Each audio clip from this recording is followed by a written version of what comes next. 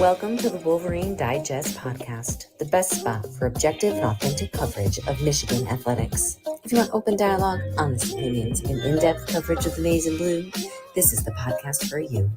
And now, here's your host, Brandon Brown, joined as always by Chris Breiler. I just want to start by saying go blue.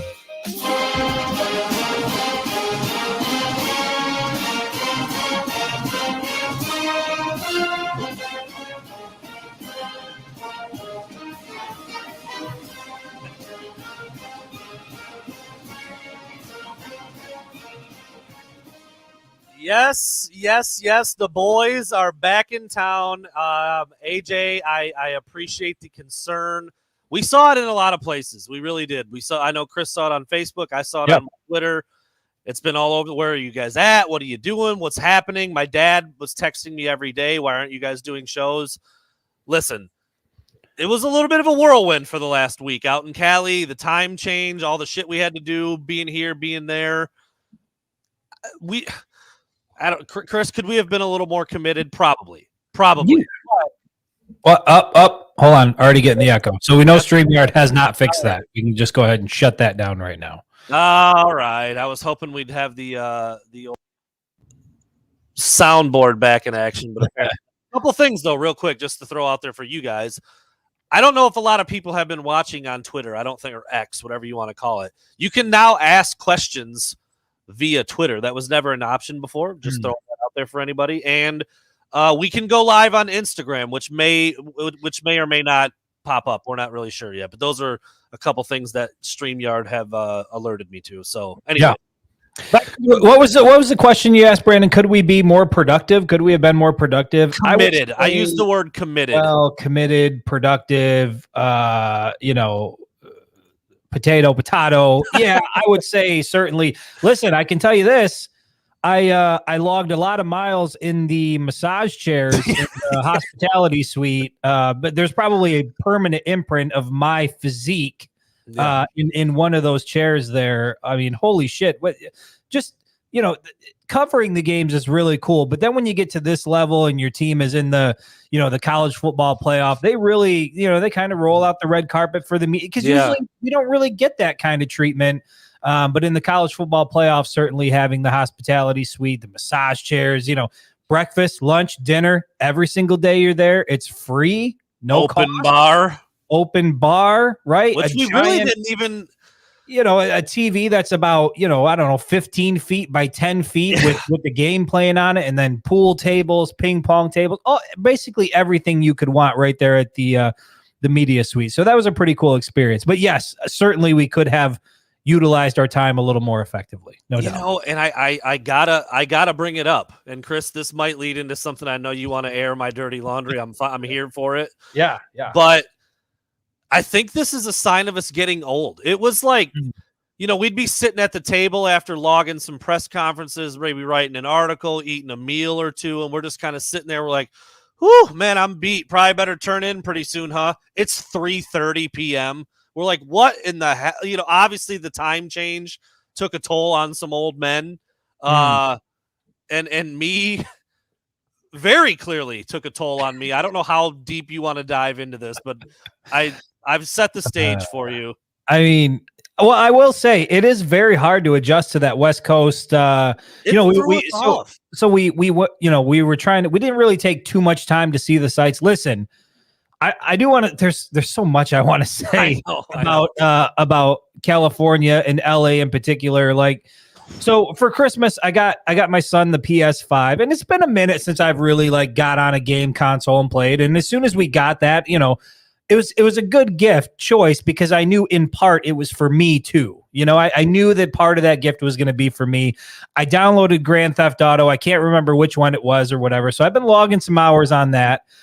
And then we get to LA, man, and we're walking around LA and, the sun's going down a little bit. We had to make a quick run to Target, which was an experience in and of itself. Yes. The downtown LA Target there. But it is just like the video game. Just like the video game. There were vagrants out there having arguments with each other. One tried to sell me a candy bar. It was just LA was everything I hoped it would be. But yeah, but then so we took a venture out to Santa Monica. We went to the pier out there. We walked the promenade, which was just, I mean, that it's beautiful out there. It's an incredible area. There's a lot to see and do. But we were sitting at that seafood restaurant and, you know, it was dark out and I think it was like, I don't know what time it was, but I was ready to go back and turn it in. And then I think we looked at our clocks and it was like 5:30. Yes. So it happened at some point every day we were there. Yeah, it was really tough to make the adjustment to West Coast time. I think you'd have to be out there for, you know, a month or two to really adjust to it. A week certainly wasn't enough. Yeah, I mean, it was really cool. I mean, you know, I don't want to steal your thunder. You didn't even mention the Rose Bowl. Am I going to steal your thunder if we talk about? No. I mean, yeah, I figure yeah. I mean, we'll get into that. You know, we just you drive out there, you pull up on the place. It's just it's as magnificent as you can imagine. We kind of did we sneak in? We kind of snuck in. There weren't anybody. There wasn't really anybody else in there. Got to see it a little earlier. They had a tarp on the field because it was raining, so they didn't want to spoil that. We got a chance to see it. It was a lot of fun, man. It was a good time. Obviously, the outcome of the game certainly had a huge hand in that, and but just a cool time to be out there. And the weather was, you know, for a couple of burly boys like Chris and myself, low 60s, beautiful. Sun was out on a couple of the last days, just felt fantastic. We both had less than ideal flights on the way back. Chris essentially pulled an all-nighter the night before and flew back. I essentially pulled an all-nighter the night after and flew back. Listen. I woke up early. We went to the Rose Bowl, covered the game, came back, watched the rest of Texas, Washington, and then I stayed up for the rest of the night. Ended up catching an Uber to LAX at like 2:30 in the morning. Got there so damn early that they were the only people that were there were me and the guys buffing the floors. Like nothing else was even open. And then obviously caught a flight later on that morning and pulled the all night. But what I do want to say is, you know, as somebody who grew up a Michigan fan and, you know, you watch all the old highlights of the Rose Bowl and you know, you see pictures of it online and, you know, you almost feel like you know it intimately, even if you've never been there. It just kind of feels like it's something it's a part of you as a Michigan football fan. But I'll say this, man, going out there and being in that environment, you know, the day of the game, you take the police escort out. We're on these big buses and you get kind of this nice escort all the way out and you're driving through the mountains and all these beautiful hills and beautiful homes. And then the Rose Bowl is sort of tucked off in this like residential area. It's not like you get off the highway and the stadium is right there like SoFi, which we also had the privilege of being able to visit. Just a beautiful stadium. Nothing like the Rose Bowl, though. Where it's tucked away, the area, the environment, and then you get to the stadium and everything you have seen in pictures and expect it to be, it's that and more when you see it in person. Like, you know, there's some things where like you see it and you can't wait to get there, and then you get there and you're like, that's it. Like, that's it. That's not the Rose Bowl. The Rose Bowl is everything you would expect it to be. And then certainly, you know, the game between Michigan and Alabama could not have, I mean, I felt like it was not a cheap trip, but we got everything out of that trip that we could have possibly asked for. It was an incredible setting, an incredible game between two top programs, and Michigan came out on top, and now they're planning for, you know, they're going to play for a national championship, which is just I'm still high off of the Rose Bowl that I haven't even really transitioned to Michigan, Washington, but that's coming up. That's a nice, you know, it's Monday. It's here. Michigan's playing for the, you know, the top prize in all of college football. And you know, we all thought that this could be a magical season going into it. And the fact that we're here, and when you look back, everything that this team has had to overcome to get here, I just think I think Charles Woodson said it recently. If they get this done, they pull it off, they go 15-0, win a natty.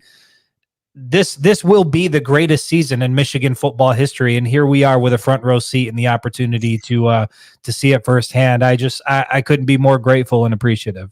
Yeah, it's been an unreal ride. And one more thing just on the stadium itself at the Rose Bowl, because we shot video and we took photo. It doesn't do it justice. Like the mountain backdrop behind the you can't really get that on a photo. It is just it's glorious, dude. The sun just peeking over. You know, the press box side and the Michigan side was the shaded side as the day kind of went on, and it just threw that sunshine up there on those mountains, dude. It's as picturesque as any place you could ever play a football game. There's no doubt.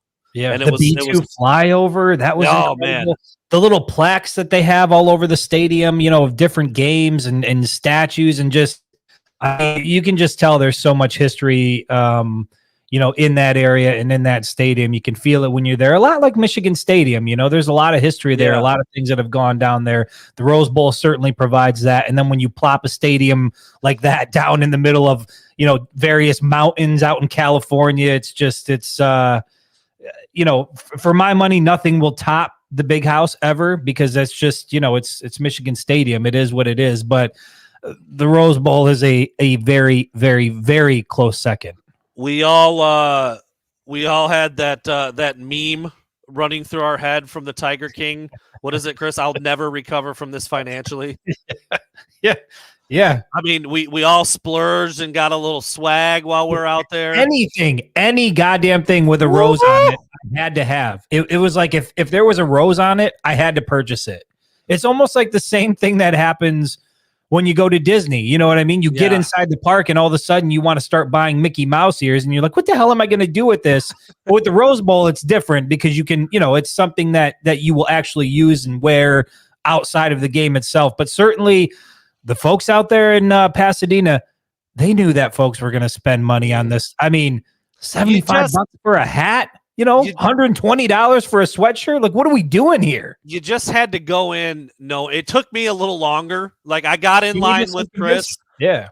Chris bought a hat. He bought a football. I was looking at the hat. I'm like, I'm out. I can't do this. This is what, $75 for a hat? Crazy. Yeah. Not doing it. Went and sat down. Got right back up and went over there and bought a bunch. You just can't. It just gets into you. You got to have it. You got to commemorate it. We got a rose on the field from the same place the players were getting roses from. That was incredible. I want to get the people's response. I know where you're going. Maybe I overreacted to this situation a little bit. To me, this was one of the weirdest things I've ever encountered. So imagine this. So you're standing, you're there in Pasadena, you're at the Rose Bowl, you're dropping money at the merchandise tent. I did get one of the commemorative footballs. It's got the 2 helmets on it and it says Michigan, Alabama, whatever the date, yada, yada, yada. It's about a $90 football. So I've got it sitting there on the the little counter here, and she's ringing me up. And there's a guy next to me who's buying the same football. And he's curious if my football has more air than his football. So he reaches over. I'll reenact. Takes my football out of the bag and squeezes the shit out of it to kind of get way more egregious than what Brandon's doing there. And then asks the lady if he can have a different football with more air in it. And I'm thinking to myself, how do you reach over into my bag? Grab my football, which is white, by the way, put your meat hooks all over it and squeeze the shit out of it just to see if it's got as much air as your football. To me, that's if you're somebody who buys merchandise like that, you should know better than to reach into another man's bag, grab his ball, and squeeze the shit out of it. You don't squeeze another man's balls. The never had that.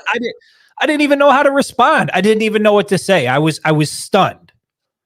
Chris was visibly shaken by this move for hours.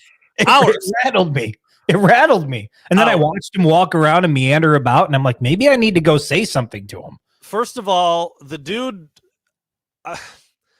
there's no way he liked football. Did he? Didn't strike. Didn't look like a football guy. Correct. Yes. There was nothing about him that screamed, I enjoy the sport. Maybe he was buying him to put him on eBay. I don't know what he was doing. But again, listen, just for anybody out there, that's the thing. I don't know if he was a Michigan fan or a Bama. He was unbranded. He was just this random man out there buying things. He was just wearing beige and olive and... You know what, though? I feel better. It seems like the people in the comments agree that you don't reach into another man's bag and squeeze his ball. It's just not something you do. Smad chits. It was very Seinfeld-esque. And as 2 big fans of the show, Chris and I will attest, that's what it was like. It was bizarre behavior. Again, from a guy Who, yeah, Chris, unbranded is such a funny way to describe He was him. unbranded. He was wearing nothing like any of the colors involved. He had long hair like down to here, maybe like rock climbing shoes. Dude was out there. Weird to see him buying the stuff. Weird to see him in the vicinity. Yeah. And Chris just kind of came walking over to where I was, because this was at the time when I had gotten in line, saw the prices, left. Yeah. Chris came back to the table where I was, and he looked like he saw a ghost. I mean, he was visibly shaken. And he turned around. He's like, fucking guy. He was like 12 feet away at this point, and I'm just like, wait, what? What? You know?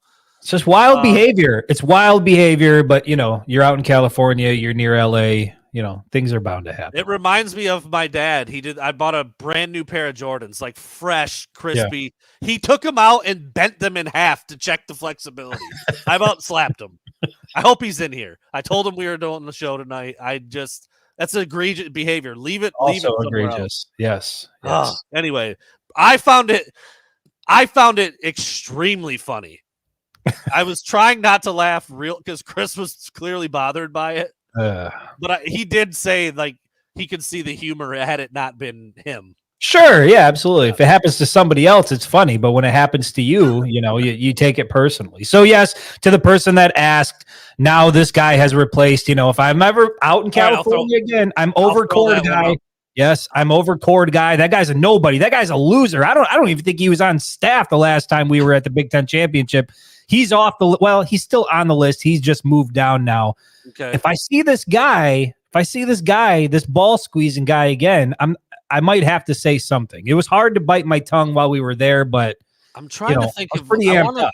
I want to find like maybe you and Chris and I both have an artistic background, as you know. Maybe we should both do a police sketch of this guy just so we can we can kind of see. First of all, it'd be funny to see how close our pictures look, but also so we could give a visual to the fans. But no, it was on the next live. It was really funny and the way it played out. But again, in pretty cool stuff.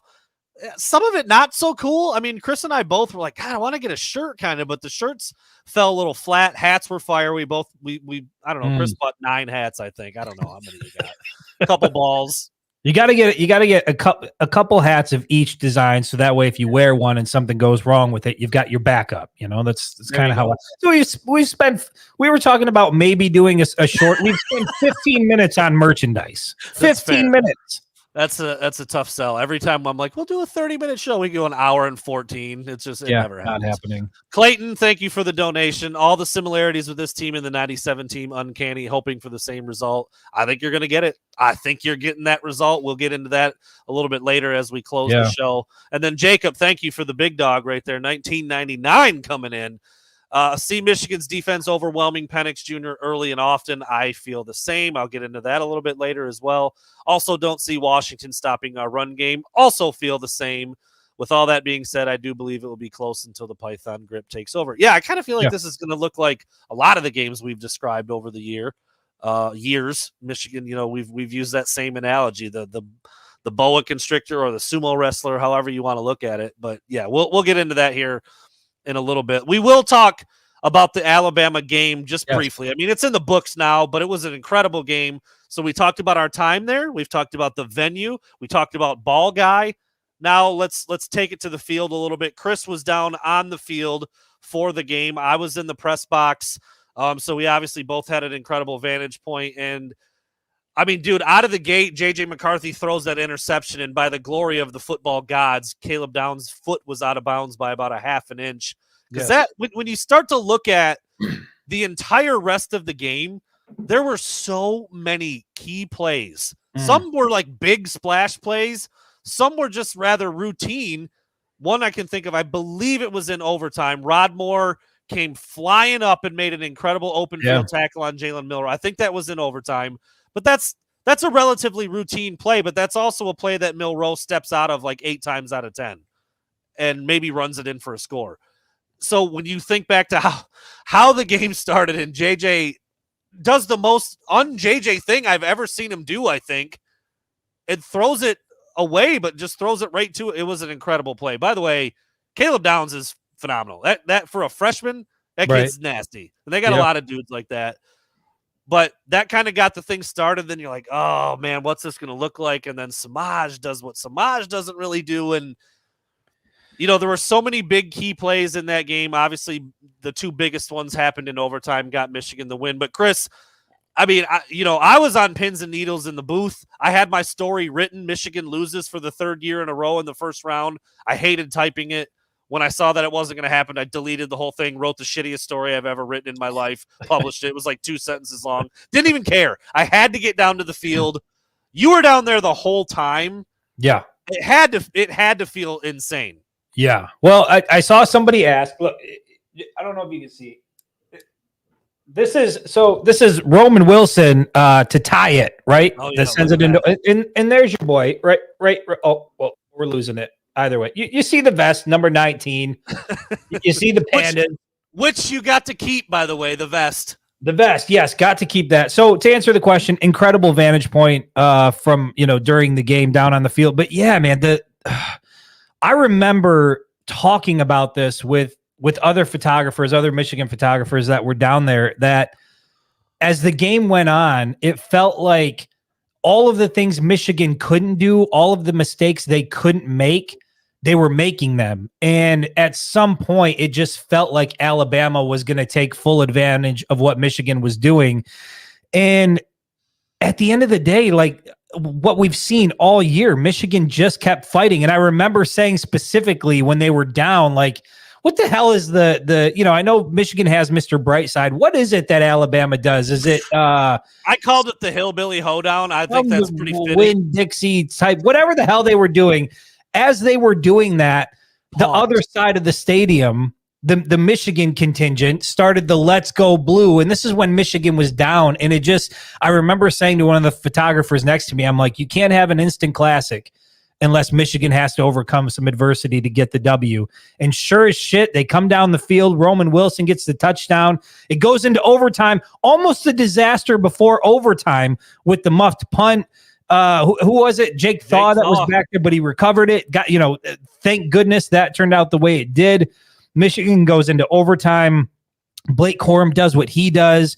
The defense comes through, gets the big stand. I mean, it was just... it was surreal seeing it firsthand, watching it all play out. And I thought about this after the game. If you're a Michigan fan, so many times you've been in a game like this, and it always seems to go the other way. You're always on the losing end thinking, man, if we could have just done this, if we could have just capitalized. And for Michigan to face the adversity they did, make the mistakes that they made, still have it in their gut to push through and come out on top. It's hands down the greatest football game I've ever seen in person, and arguably one of the greatest football games in Michigan football history. And it also happened to propel Michigan into the national championship game. And so everything about that game, start to finish was, at the Rose Bowl. Everything about that game, start to finish, it felt like a dream. It felt like a dream come true, honestly. Yeah, I mean, you go from one thing to the other, and to Clayton's point here, unfortunately, a lot of these things happened on special teams. Samaj Morgan's muffed punt, the botched snap on the extra point. Dude, when a game goes to overtime, you can't help but think about that damn extra point that got away from you earlier in the game.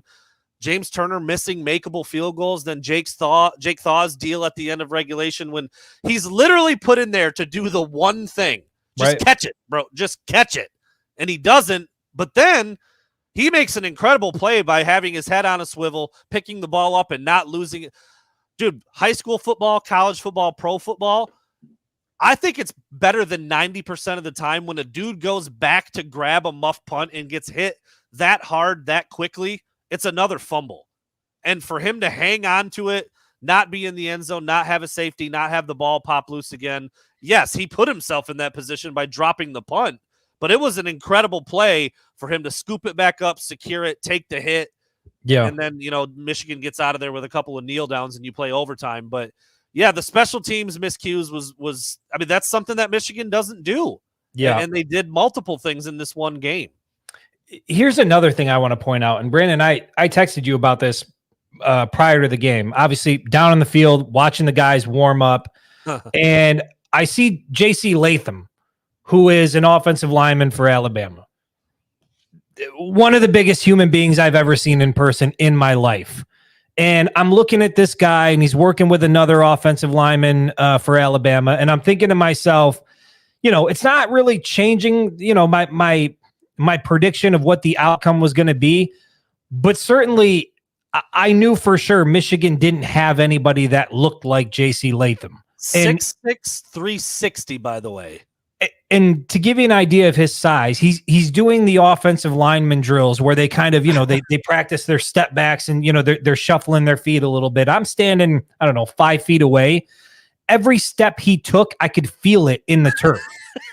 I'm not joking. The guy he is a giant. I mean, he is a first rounder. This is a guy that's going to play in the NFL a lot. And what I'll say is the way that Michigan's defensive front handled their business against Alabama, the way Michigan's defense overall handled their business against Alabama, to me, was one of the most impressive things of the evening. They did not get pushed around. They were bullies up front. They were in the backfield a lot. They made Jalen Milroe uncomfortable for most of the evening. In fact, Nick Saban even alluded to that. He said, look, some of it's on Jalen, some of it wasn't. But when you can't block, when you can't defend, when your guys facing pressure all evening, it changes the way you have to go about your business. So Michigan's defense certainly got it done. And man, it just, again, shout out to them. It was an incredible performance. And for the hundreds of thousands, if not millions of Michigan fans that were watching, it made for one of the greatest experiences of their lives. Like we will never forget that game.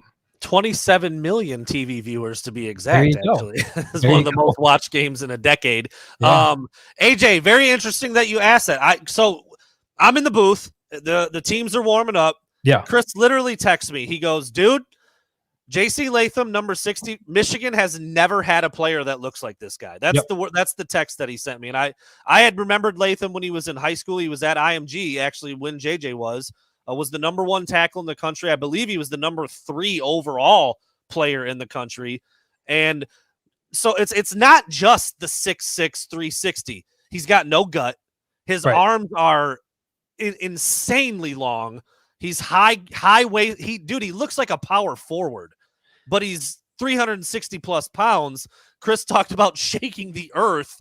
And I texted him right back and I said, well, what about Miles Hinton? And Chris immediately was like, nope, not the same. And that's the thing. Like, the measurables can be the same. The height, the weight can be the same. But I mean, shit, I'm, almost 6 foot, about 230. Put me next to an NFL guy that has the same, and you'll see that even though we are the same height and weigh the same, we don't look the same. I say the same thing. I'm a 5-star safety on paper. I'm 6'1", 210. That's all day, dude. That's exactly what you want. But no, I remember looking at him, and I couldn't even figure out I didn't even know if he was an offensive lineman, D lineman. They didn't have their jerseys on at that point. He just had the Alabama warm-up. I just remember thinking to myself, I have never seen somebody like that this close since I've been covering the sport. He was just built differently. And it really gives you a sense of how they recruited Alabama. I mean, they got some dudes. I took that message to the I was in the booth and I read it out loud to some of the people, the people in the booth, you read it out loud to them. And Chris Ballas from six seats down, he's like, that's what anabolic steroids will do for you. And I'm like, well, maybe, because they seem to have a couple of D tackles that look exactly the same every year. Yeah. But maybe that's also the product of recruiting the top 1 or 2 guys at their position every year, because that's what they do. They get the best guy at every position just about every year. They're doing it again. But to Fletch Lives Daily, his point, we saw Josiah Stewart put Latham on his ass. You know what I mean? So it's like that to me was what was impressive. The beginning of the game, I'm looking at these guys coming out from Alabama, and I'm like, holy shit, they're built differently at Bama. And I'm watching the Michigan D line kind of walk by them, and I'm seeing these guys next to each other, and there is Braden McGregor, who's a big dude, didn't look so big against some of those Bama guys, and I'm thinking, okay, this is going to be a real challenge, and we knew that. But to watch the way Michigan's defense dominated Alabama, kept them in check all night, I just, again, hats off to them. Just an incredible performance. Shout out to Jesse Minter. Shout out to everybody on the defensive side of the ball. They have been the true stars for the season, really. I mean, this was the first time that Michigan has trailed in the second half all year long. Obviously, they were able to respond and get the W, but this Michigan defense is for real, and it's one of the big reasons why I think Monday's going to play out the way it's going to play out. J.C. Latham yesterday declared for the NFL draft. And I actually remember, I think Michigan offered him when he was in 8th grade. He was actually from Wisconsin originally. And he was like this, this lanky 240 pounder in like 8th grade with arms down to his knees. And he just knew that was going to be a future tackle at the It's funny you said that. You said something there. You said at the beginning of the game, before the game started, you're watching the guys walk by, and maybe Bama had a little bit of an edge at that point because they got gifted some nice field position by the muff punt by Samaj Morgan, but a couple plays later, there's Jace McClellan, put a move on Mikey Sainristil, which you don't see a lot, and he's off to the races for a touchdown. And on that play, J.C. Latham absolutely ragdolled Chris Jenkins, who's not a small guy at all. But later on in the game, it looked different. And Josiah Stewart, who's maybe 240, so you're talking about a guy who's 120 pounds lighter than Latham, put him on his ass, and is the reason why Milroe got tripped up in the backfield on that 4th down, which ended the game. I mean, it just goes back. I thought about this so much, dude. I thought about this so much because I actually just watched a clip today. I believe it was Mike Barrett was back at his high school, and he was being interviewed by a young lady. I think she was she had a very strong Southern drawl, and she's kind of laughing through her question. She's like, we all saw the reaction when you guys found out you had to play Bama. And I told you as the course of the week went on, we heard these Southern slappies like, what if you actually could beat Alabama or an SEC team in this game, Jim? It's like, bro, did they look scared to play Bama? They didn't look like it at all. They came out to play. They put Milroe on his ass 5 times in the first half. They gave that offensive line fits all day long. Look, 360, 370 is cool. Not if you can't move your feet. And Michigan's defensive linemen got by them regularly and basically turned Milroe into a wildcat quarterback. They didn't even want to throw the ball. Right. Yeah. Didn't even try it. And yeah, the dude's dangerous and he's an athlete and he still made some plays even as a runner. But you cannot give enough credit to Michigan's front 7, Jesse Minter for the play calls he had and the twists and the stunts that got his guys free around those mountains of men, because they are. I think I just saw somebody in the comments say they're bigger than every starting offensive line in the NFL, which is crazy, dude. That's wild. It's crazy. Their line is absolutely gigantic, and Michigan handled them, and Michigan really controlled the offensive line. I'm sorry, the line of scrimmage on both sides of the ball all day, which I don't know if anybody thought that was going to happen. You thought Michigan would hang tough and be in there, but sometimes bigger, better, stronger is just the way it is. And Alabama certainly looked like that, but Michigan took it to them, and that's why they got that win. No doubt. Wanted to throw this up. Cool thing from Kyle, little donation. Appreciate that. His 10-year-old daughter chose the Rose Bowl over Disneyland. So imagine those memories that got made right there, Mr. Incredible. Yeah. For anybody in that stadium, that again, you'll never forget it. And I had actually forgot about this. Rayshawn Benny did go down late in that game. So no, it had slipped my mind that he even got hurt. I felt like Michigan made it out of that pretty healthy. I don't know anything, Chris. Do you about what happened with him or how he might be doing? Yeah, I'm sure we'll have a couple media opportunities this week. We can probably ask about that, but not taking anything away from Rayshawn Benny. He's had a nice season. If you got 55 and 78 in there, you're good. You're good. You're good. And they showed up. Obviously, Mason Graham was the defensive player of the game, and that dude's just a rascal, isn't he? He's a rascal. You know what? It's almost, and look, I hope this doesn't come out the wrong way because I don't intend it to, but I remember seeing Mason Graham when we were doing one of the National Guard events, like when he was a freshman or whatever, and I'm like, who's that guy over there? Like, he just didn't even look like I couldn't tell where he fit in or kind of what he was all about. But listen, this dude is one of the most dominant defensive linemen in college football. No question about it. He's an absolute menace. But like, when you see him out of his pads, out of his unit, like doesn't really come across. He doesn't look like a JC Latham type guy where you're like, holy shit, that guy is going to take some heads off. Mason Graham, like that's what he's all about. That's what he does week in and week out. But it's weird to me. Like you see these guys out of their pads and like I don't see him that way. But then on Saturdays or in these cases on Mondays, he's a big time problem. It's like I don't want to slurp JC Latham anymore. No, but it's like you could take 10,000 football people and put Mason Graham and Latham next to each other, and it's like give me that guy, give me Latham right. 10,000 out of 10,000 times. But Mason Graham was the one who showed up and made the big play. I mean, on that final play, it's almost like you see Josiah Stewart coming off the edge, and Mikey's kind of bringing some pressure, and then you see old 55's helmet down there in the grass just. Right. Digging a hole, dude, so there's nowhere for anybody to go, and he just makes plays like that. It seems like almost every snap, and that's one of the reasons why they have to rotate those guys, because dudes like him give that kind of effort, and they can't go 80 snaps. They can't do it. Right. You got to take him out. But he was incredible, and he was incredible down the stretch. You know, he had the club, and he's making plays. He's diving over dudes and making sacks.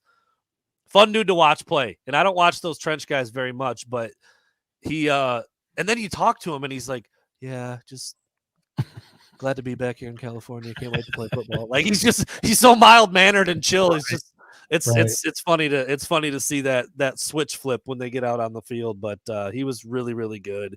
And one of the reasons why Michigan got that win in overtime. So there you go, Chris. Any last things about this Bama game before we kind of turn the page a little bit? Look at Washington. Take some questions if we've got them.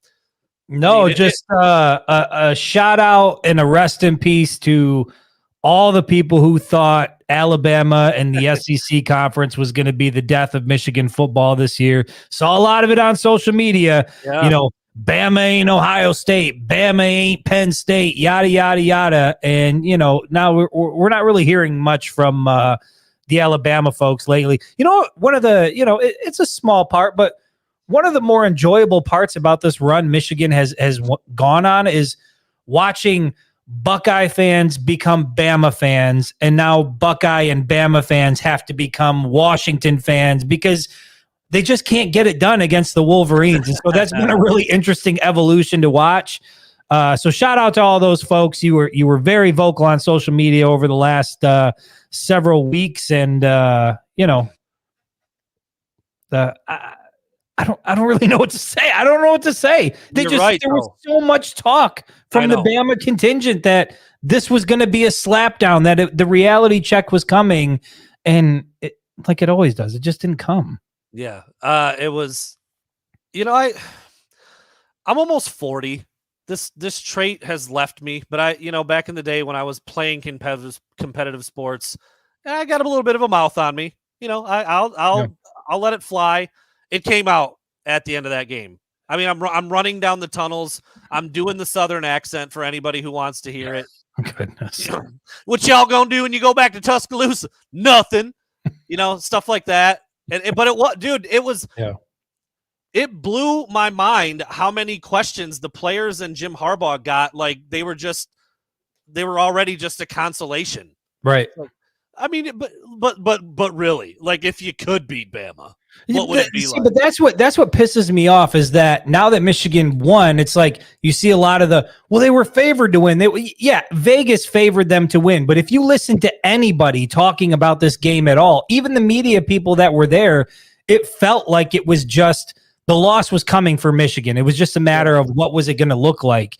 And so the idea that, Michigan was favored in the point spread or whatever, bullshit.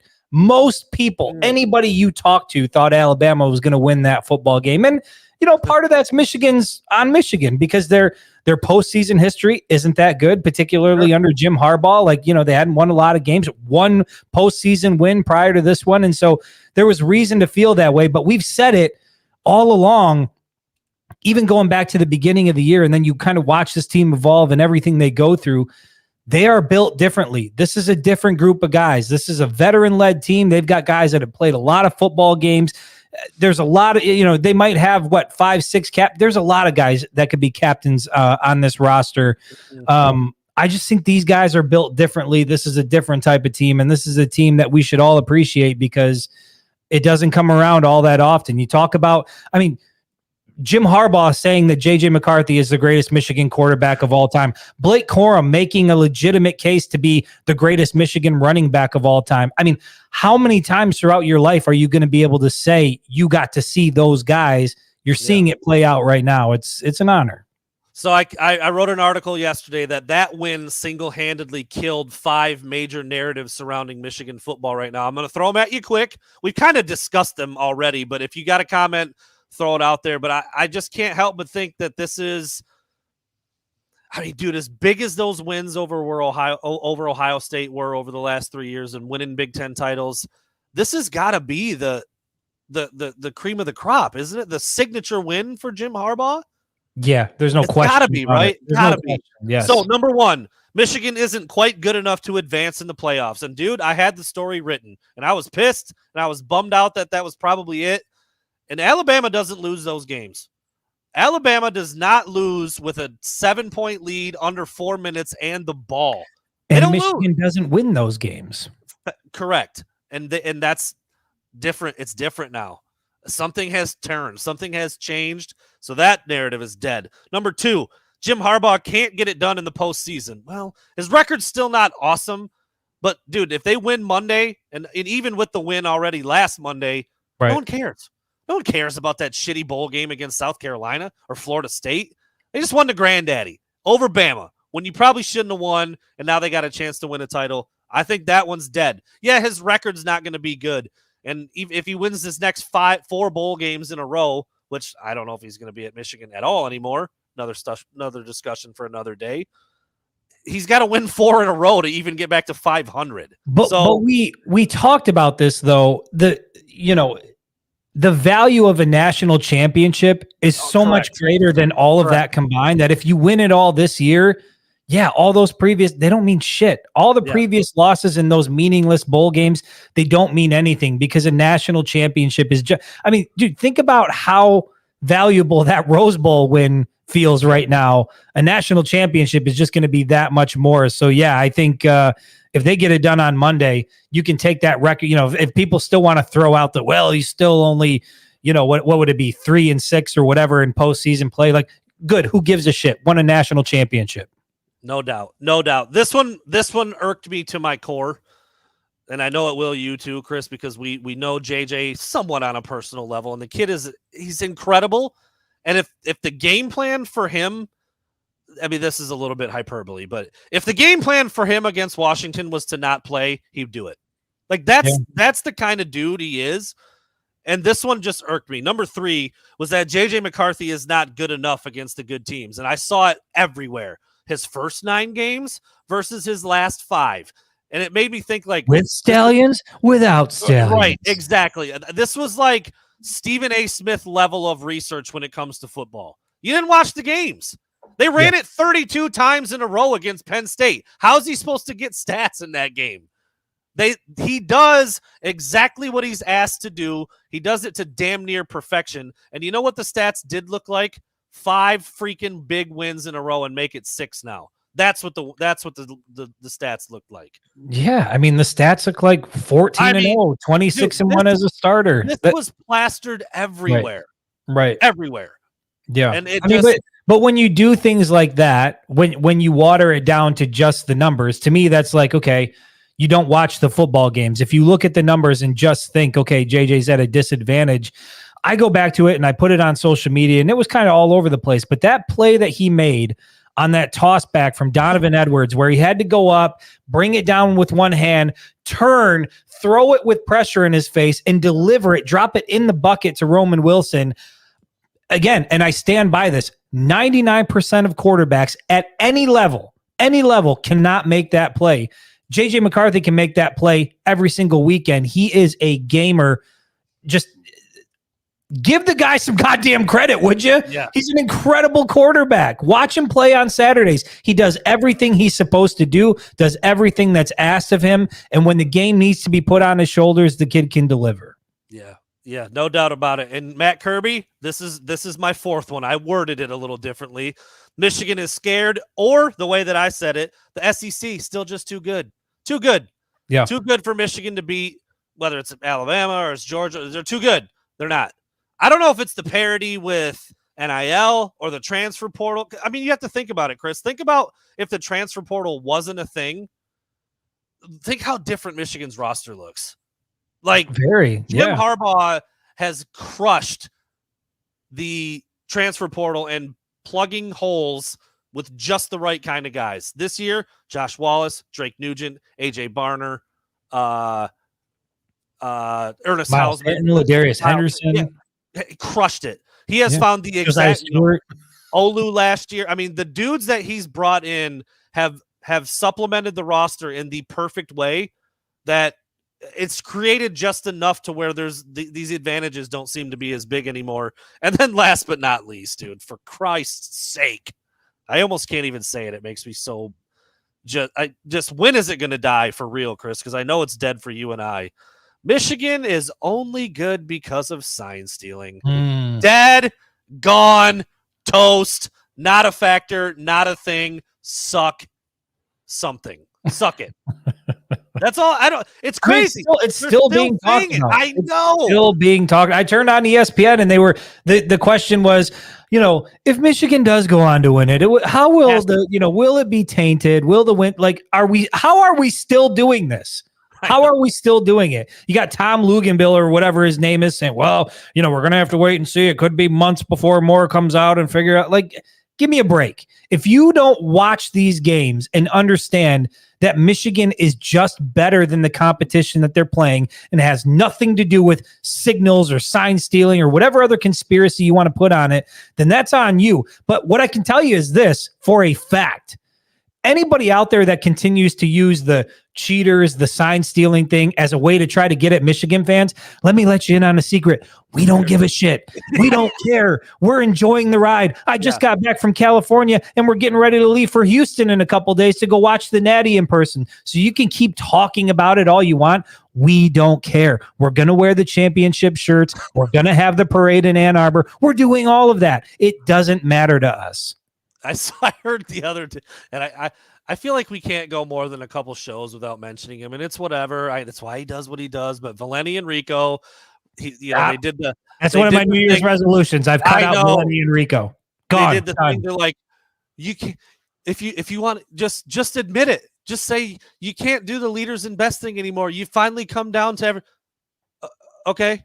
I'm good with it. I don't care. We can do whatever we want. I don't care. Yes, we can. Leaders and best. Those who stay we can do whatever we want. Just because you're some sort of rival fan and you want to throw darts, throw them all you want. But when you're winning at a high level and you're potentially going to win a national championship, say whatever you want. It doesn't matter to us. We don't care. Yeah. We just don't care.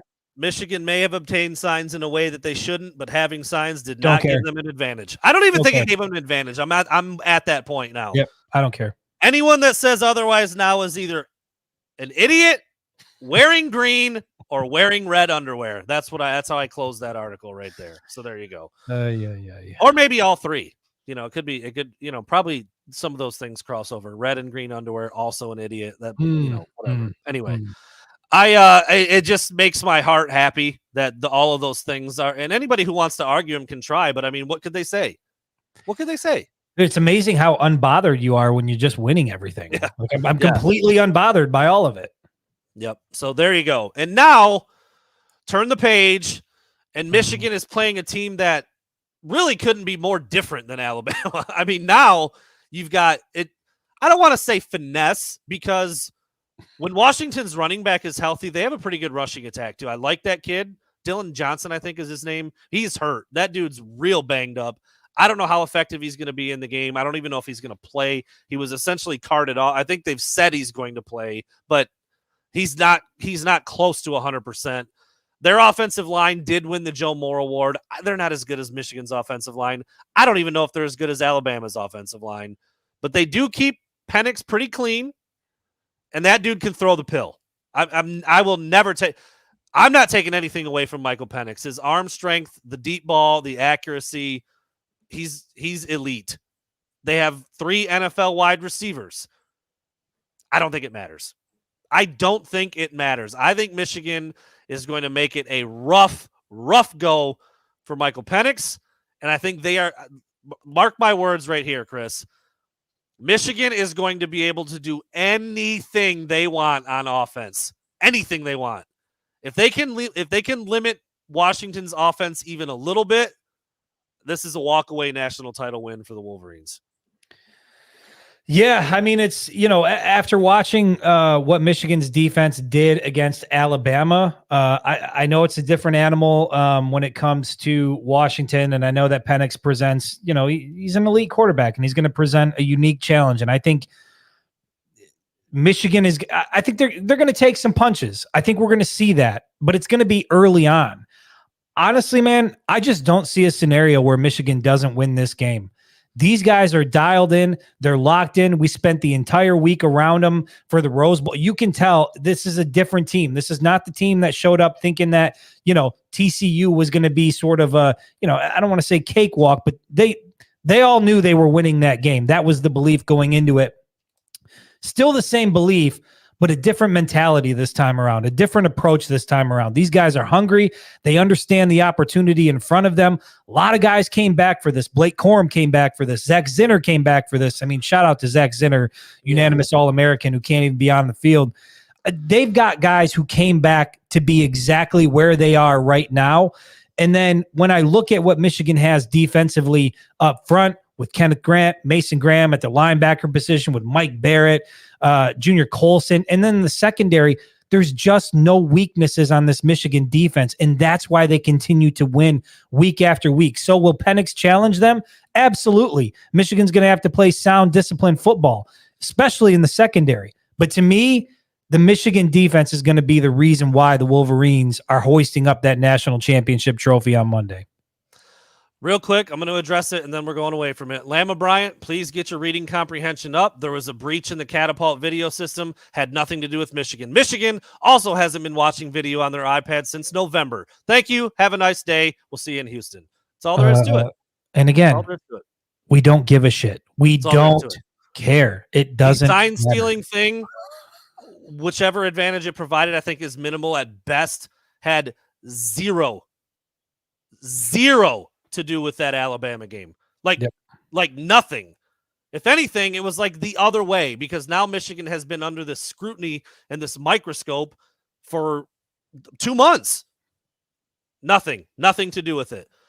Isaiah Bond said what he said, very ill-informed, had nothing to do with Michigan, the fact that they weren't using their iPads anymore. Michigan wasn't either. That's what happens when you get your news from message boards. Like right. you got to be better than that. So anyway, I'm super excited to watch this. I think it is going to be a really fun game to watch. I love Will Johnson against any one of the 3 wide receivers. I would imagine he'll be on Odunze most of the day. Kind of like he did. Wallace, give him his flowers, man. I mean, big game against Bama. Will Johnson traveled with Marvin Harrison Jr. sometimes, but not all the time. It wasn't like 100% matchup.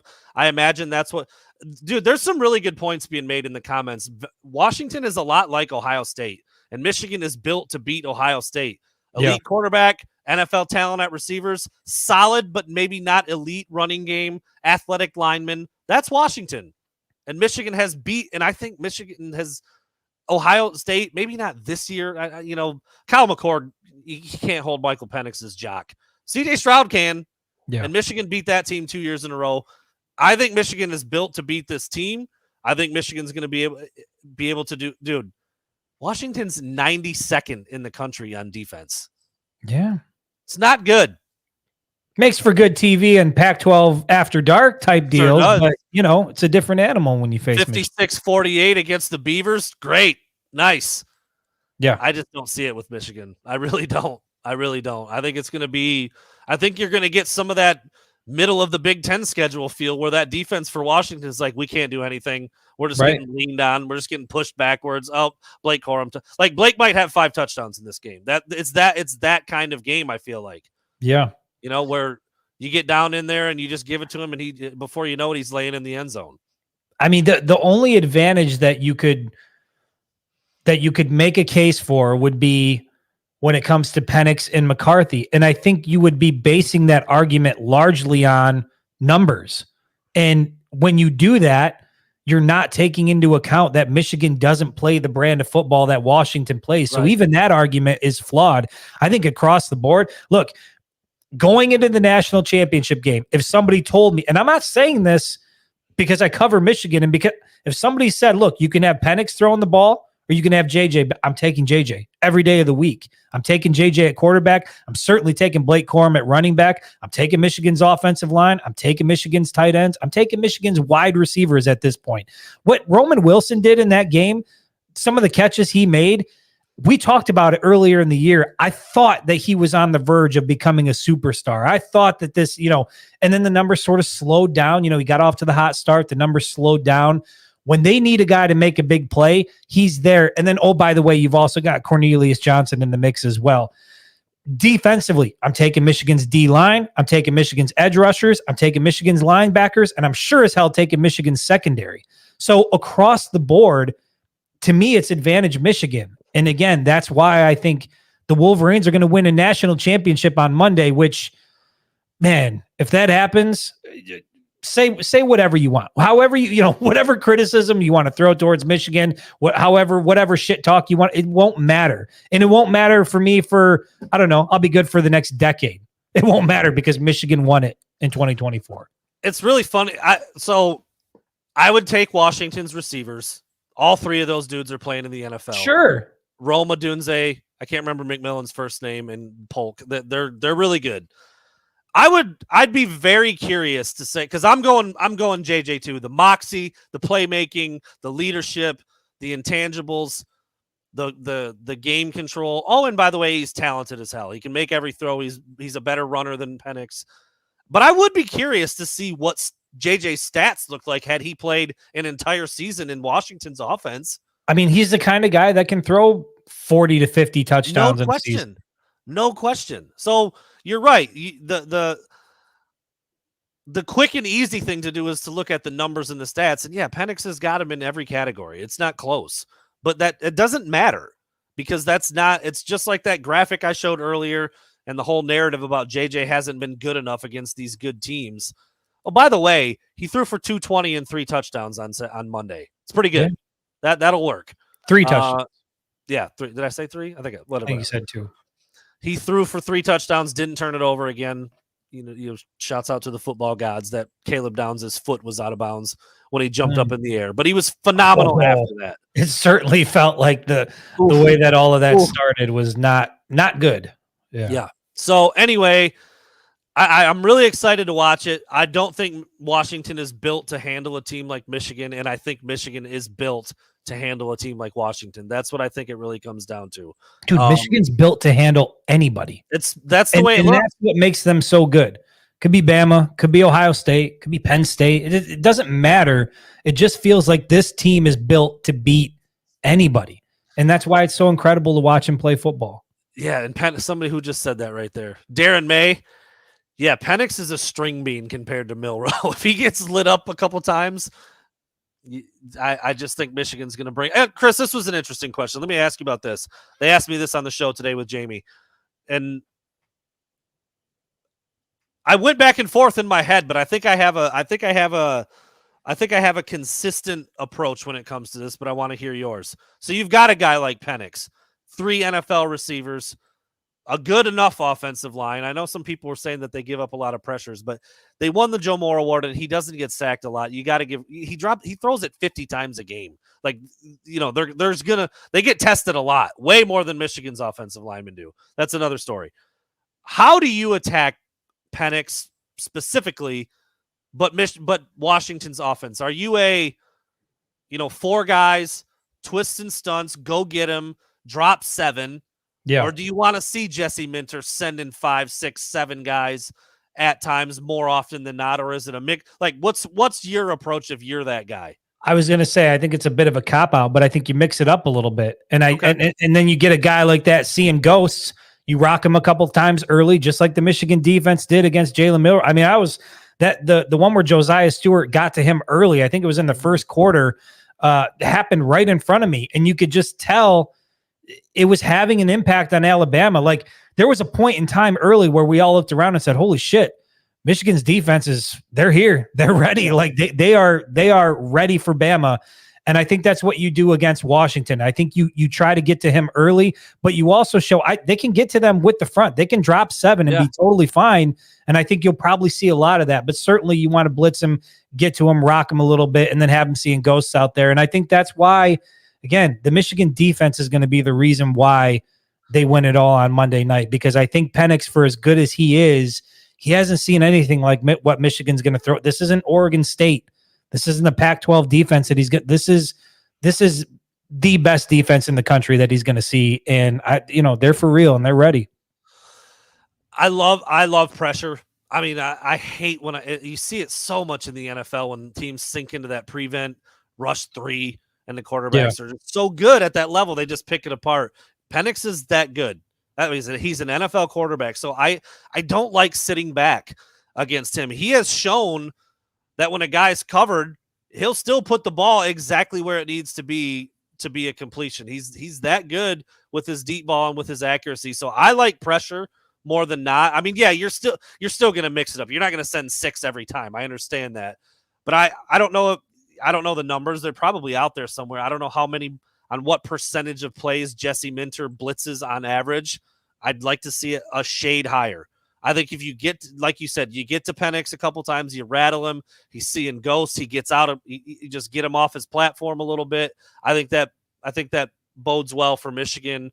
Yeah, there you go. If that's the true number, if Penix is completing 43% of his passes when he's under pressure, there's the game. Yeah. Like that's the number. You got to get to him. And I just feel that way against any quarterback. It's not Penix specific. It's not Washington specific. They have good. I like defenses that pressure and blitz. We all loved Don Brown for a couple years for that reason.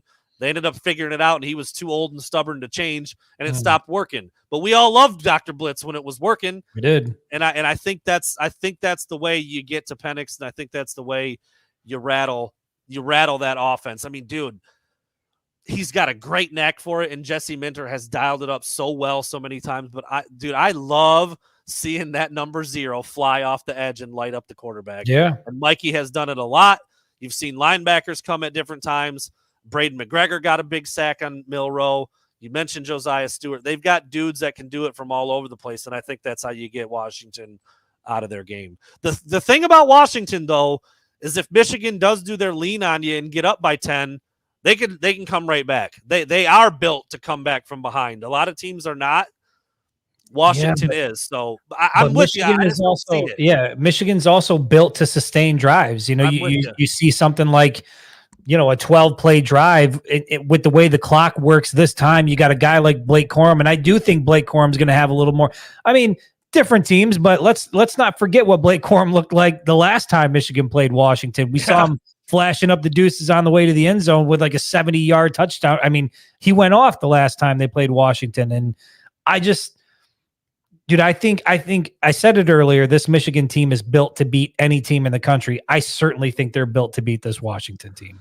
Yeah, I do too. And there's your average fan with better than average statistics. If Michigan blitzes a quarter of the time, which that feels about right. They're not a heavy blitz team because they do a lot of stuff up front. They've got very versatile athletic guys that, I mean, when your D tackle is Chris Jenkins, who runs like a D end, you can do a lot of coverage. Yeah, dude. They do a lot of stuff with those guys up front.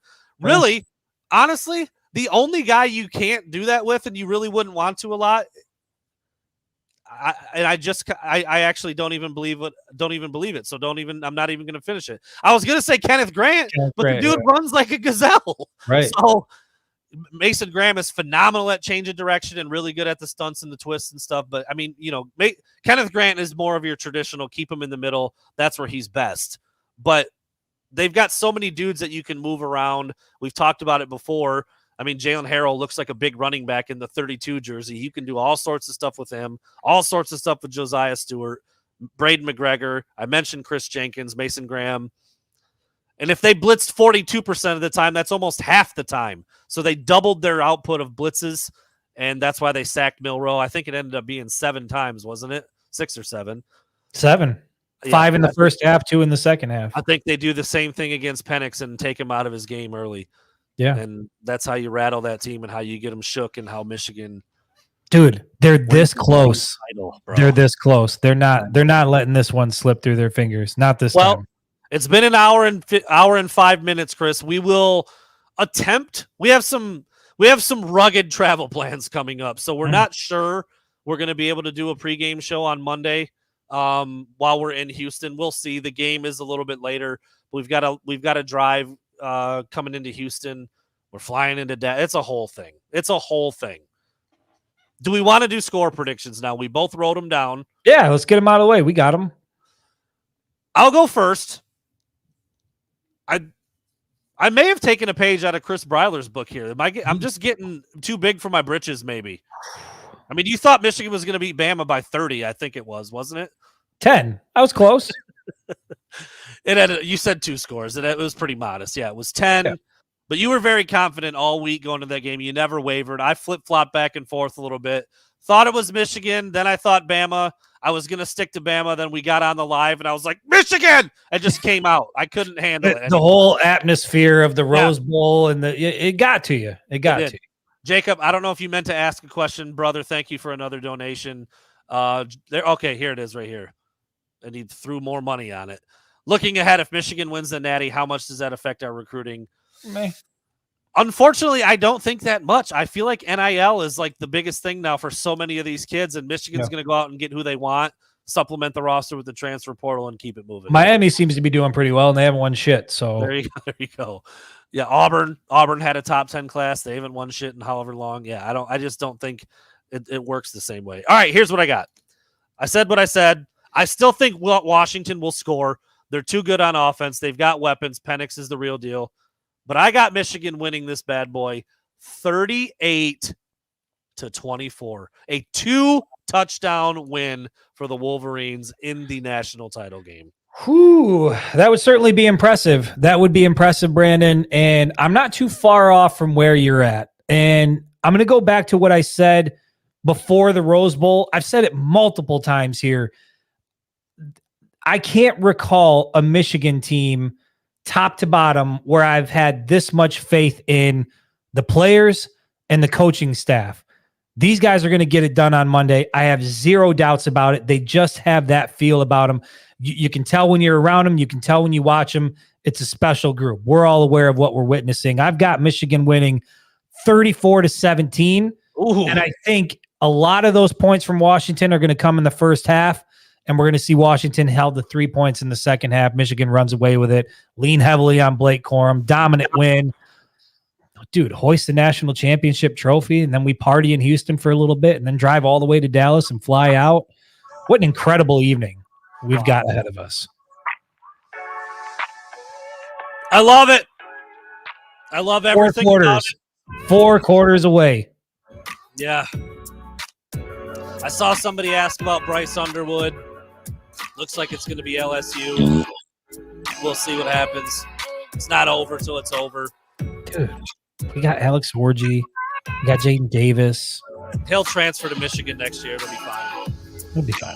That's always a possibility nowadays. The thing is, I don't care about anything other than winning a national championship on Monday. Like, I just don't care.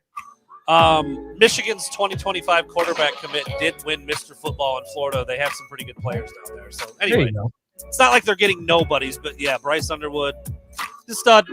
Call it like you see it. He's a stud. If he wants to go to LSU and play for old Purplehead, let him do it. Who could be Michigan's future head coach, Brian Kelly? What? No, thank you. Oh, thank you. I came down here with my family. He'd have to adopt the Michigan accent very quickly.